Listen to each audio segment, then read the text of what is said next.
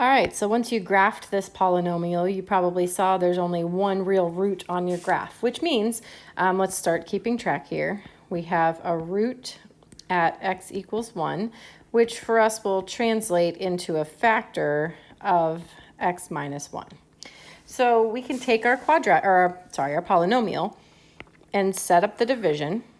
Now what we have to watch and be careful here is that our polynomial is x cubed minus 1. So we have to hold the places for those two powers that we don't actually see in our polynomial.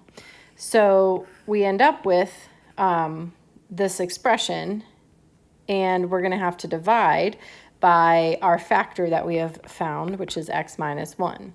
So once again, we start out this process, x cubed, okay? And then we know that we're going to multiply x cubed by x squared to get, or x by x squared to get x cubed, which gives us negative 1x squared. We have to get 0x squared though. So this is going to be plus 1x squared, which then we'll know in order to get x squared, we have to multiply x by x. So then this is negative 1x. Another line there. And I know I have to add up to 0, so this is going to be positive 1x. And then to finish this up, I know I'm going to multiply by 1 and get negative 1, and then there's no remainder. So our polynomial that we're actually going to work on factoring here, or solving, is 0 equals x squared plus x plus 1. Now you might think, oh, that factors. It doesn't. Try it. You're going to find out and get very frustrated that you're close, but you can't actually factor it.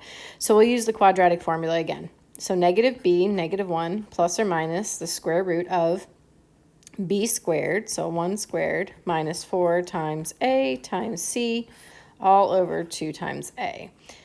Let me move this up here.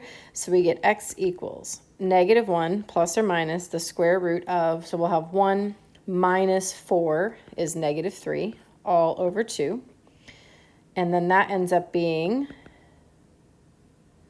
negative 1 plus or minus, this will be I times the square root of 3, all over 2. And then we have our remaining two factors and roots.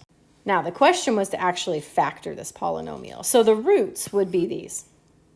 But the factoring of this, because right here we realized we're not going to be able to factor it we're not going to be able to find the roots because they're not actually going to be real roots, they're imaginary roots.